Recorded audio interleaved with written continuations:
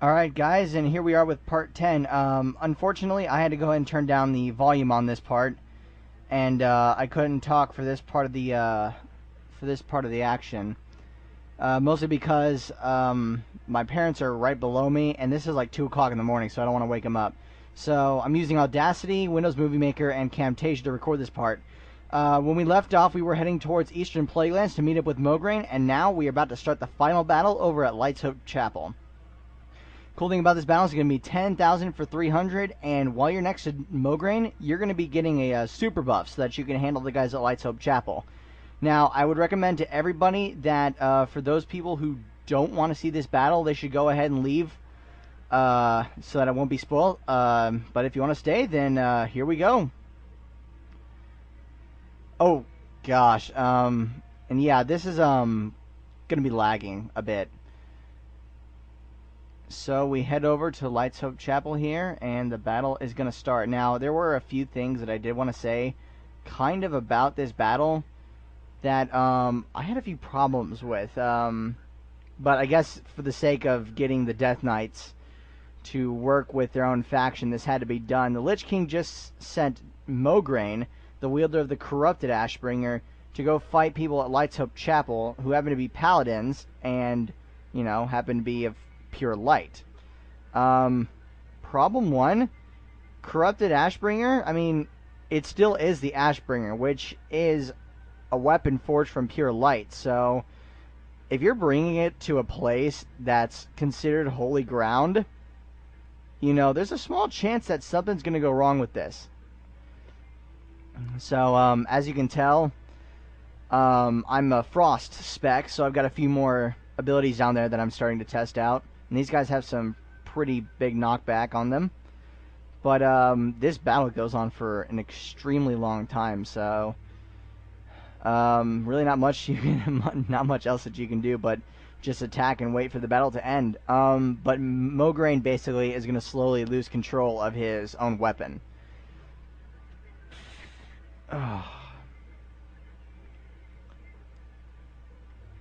And I have a few other people here with me as well that I should probably point out.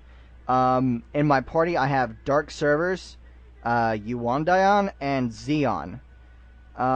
They wanted me to go ahead and mention what servers their mains were on in Burning Crusade. Yuandayan, you can find him under the Silvermoon server under the same name, and Xeon, you can find him in Stormscale under the name Exile. Unfortunately, by the time that the recording was done, I tried to get to Dark Servers, but he had already disconnected before. So, Dark Servers, if you want to get back to me on that later, just send me a message in the beta, and I'll go ahead and update the description with the server that you are currently on. Other than that, I really can't do much else. You know, it makes me wonder why they didn't have these gigantic monsters to use, you know, normally in different areas. But then again, they were probably in Noxramas back when it was a raiding place in Burning Crusade, or still is. Back when it was a raiding place before Burning Crusade came out. Another good use of anti-magic zone here. It's probably one of my more favorite spells. All I have to do is stand in it, and it just takes the damage for you. Too bad it's stationary, but I guess that's a good thing because it wouldn't want to be moving around with the Death Knight. Alright, ugly faces, ugly faces. Light versus darkness. Really not much else here, but I figured I'd show the battle anyway because this is like one of the major points in the game. In the starter quests. And yes, do pardon the lag. I'm sorry for that huge lag spike before. I'm still having to deal with a lot of that. But at least it's not lagging. It wasn't lagging as much as I thought it would.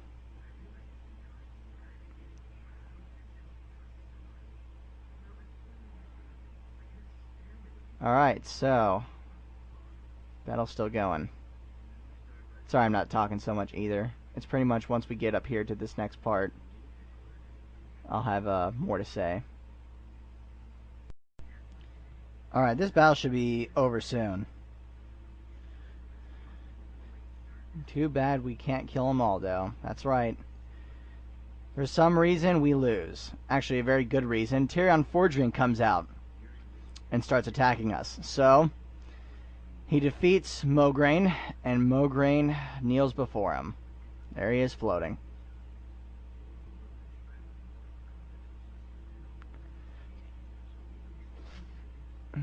Stand down, Death Knights. We have lost this place. No hope. I can't read all of it because it was tiny. I'm trying to extend it so that I could probably make it out since I have the ability to do that.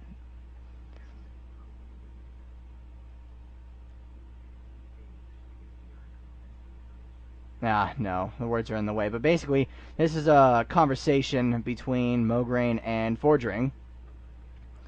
Basically trying to make Mograine feel guilty about what he's done, but eventually he's going to get up and he's going to be ready to attack again. Mwahaha.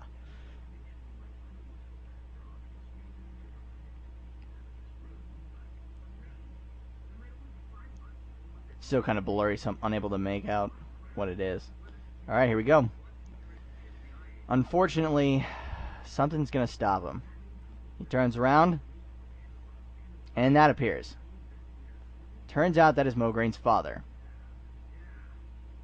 I used to actually look up some of this stuff, you know, some of the lore to see if I could kind of catch up with what's going on. Unfortunately, it's sketchy. But I do know that this is his father, and apparently, I think he's the creator of the Ashbringer. So, after this, I'm pretty sure people will be able to see it when it's uploaded, so I'm not going to read it all. Hopefully.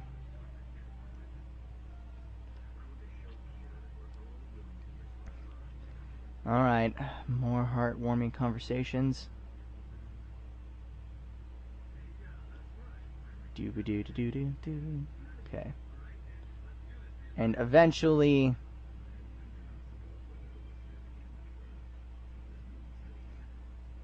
eventually. It does take a while. This battle is considerably long, that's why I made sure that this was all in one video. Especially this part, because I didn't want to keep you guys from not knowing this.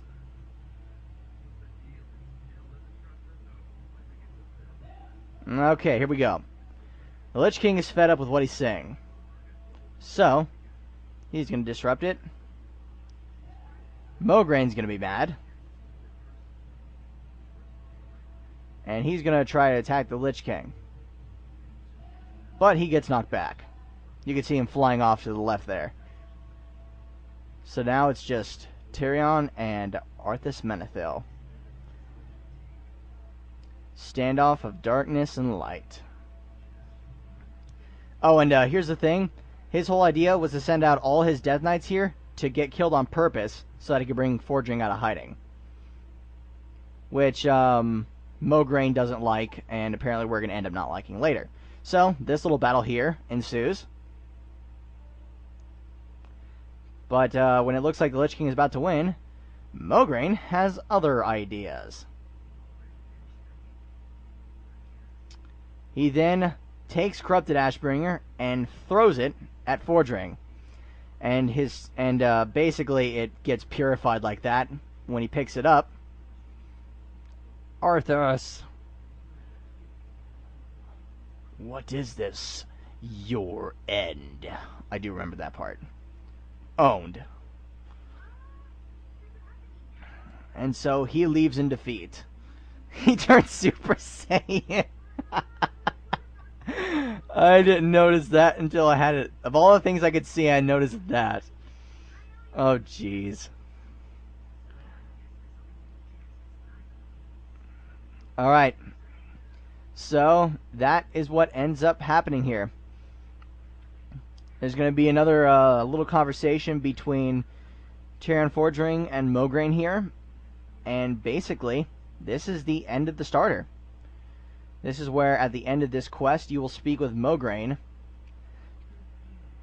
Complete your quest, and at the end of your quest, you'll be able to pick up either a two-handed sword or a two-handed axe.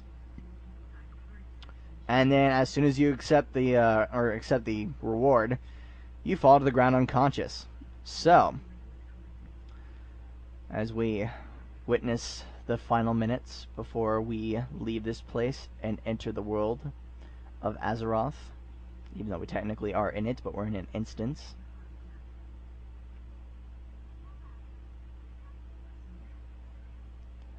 And then also this basically is going to bring the Ebon Hold into Azeroth, and both factions will be in the city at this point. So that is the end of that. This is Dragon Master 10 signing out. I hope you guys enjoyed the this little walkthrough, and I'll see you guys later.